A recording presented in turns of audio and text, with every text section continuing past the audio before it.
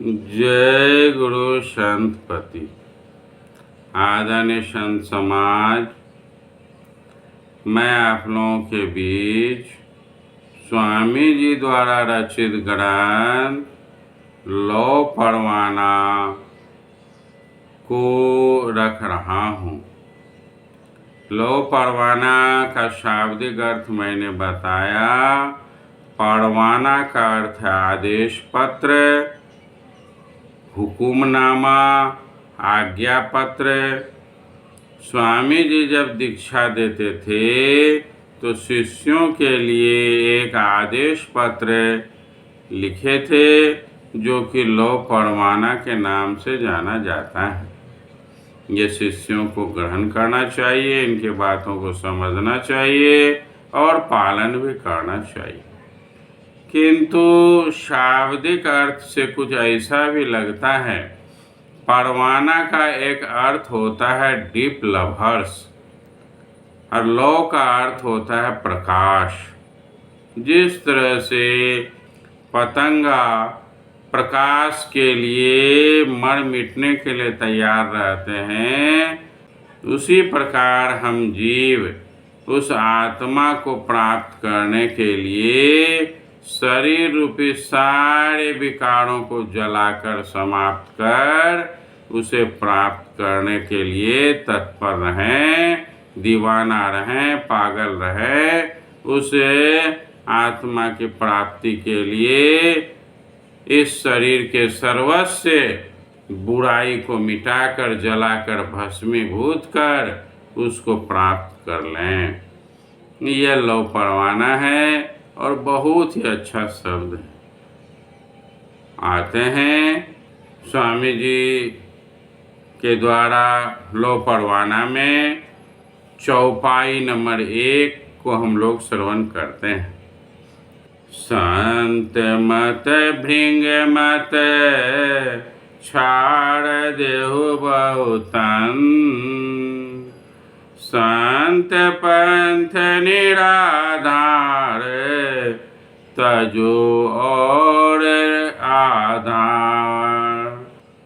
बहुत ही अच्छी बातों को स्वामी जी लिखे हैं। और एक पंथ भृंग मत, ये इसकी बात कहे हैं। मैं आपको बता दूं, मैं इसका प्रत्यक्षदर्शी हूँ। भृंगी नाम का एक कीट होता है, कीड़ा होता है। उसे जगह जगह पर क्षेत्रीय भाषा में कुम्हारी, विलनी भी कहते हैं। यह कीट दूसरे कीड़े को न जाने कौन सा मंत्र देते हैं उसको कि वह वहाँ से खिसक नहीं सकता, इसकी आज्ञा के बिना वह हट नहीं सकता है। मैंने देखा है एक भृंगी कीट एक तिलचट्टे को क्या कर दिया कि वह तिलचट्टा रुका हुआ है, वह कीड़ा इधर उधर उड़ के आया, फिर उस तिलचट्टे को थोड़ा खिसकाया, अर्थात वह तिलचट्टा भृंगी कीड़े के पीछे पीछे चलने लगा।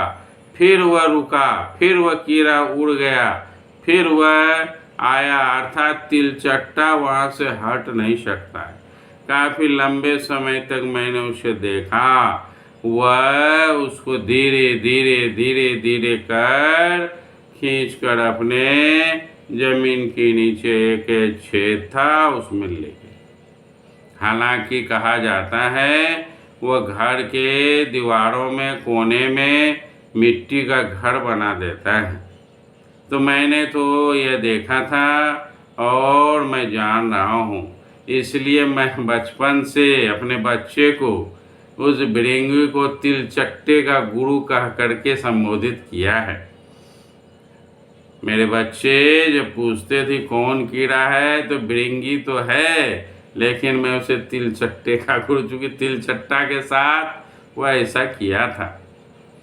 अर्थात सद्गुरु जो होते हैं वह भी शिष्य को दीक्षा देने के बाद, ज्ञान ध्यान देने के बाद उसमें ऐसा शक्तिपात करते हैं, ऐसा शक्ति का उस पर प्रहार करते हैं कि वह सद्गुरु के बताए मार्ग पर चलने लगते हैं। ऐसा कहा जाए, जब उसे ज्ञान ध्यान देते हैं, जब शिष्य उसको करता है अपने में, तो फिर उसे जो चीज़ मिलने लगता है वह स्वतः सद्गुरु के पीछे उस चलने वाले हो जाते हैं, उनकी कृपा दृष्टि के अंतर्गत आ जाते हैं।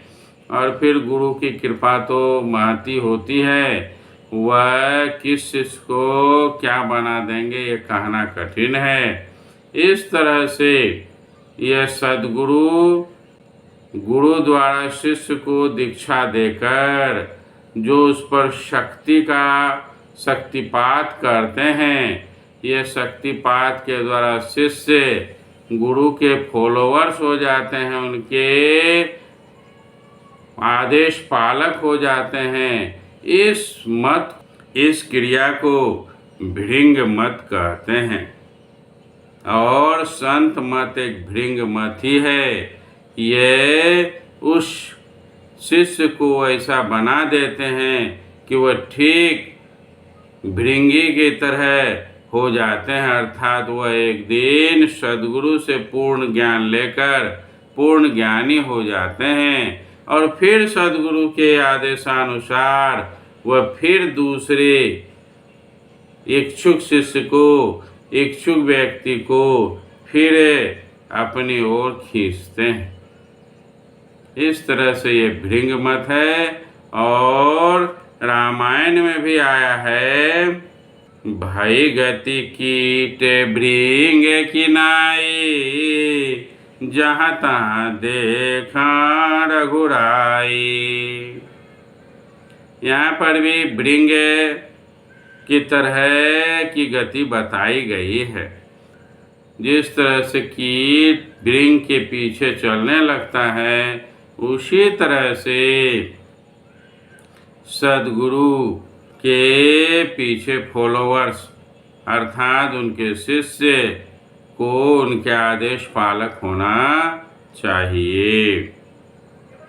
फिर कहते हैं संत मत एक निराधार मत है, जिसकी चर्चा मैंने 12 वाणी में भी की है कि संत मत की का ज्ञान अगर लेना है तो यह निराधार है। निराधार का अर्थ जो बिना आधार का है, अर्थात ये किसी देवी देवता पूजा पाठ तीर्थ व्रत आदि से अलग है। यह सब को बेस मानकर आधार मानकर अगर हम चाहते हैं अपना कल्याण कर लें तो यह संभव नहीं है। अपना कल्याण चाहते हैं तो सद्गुरु से ज्ञान लेकर अपने कल्याण का रास्ता खुद प्रशस्त करना होगा, खुद उसका प्रयास करना होगा। अपने आत्मा को देखने के लिए दीवाना होना होगा, परवाना होना होगा, तब हम उस आत्मा का दर्शन कर पाएंगे। आदरणीय संत समाज, बहुत ही सुंदर बातों को स्वामी जी लिखे हैं।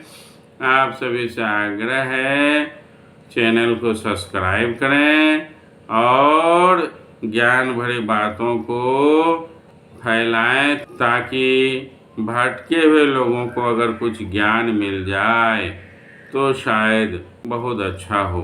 इतना ही कहकर वाणी विराम देता हूँ। जय गुरु संत।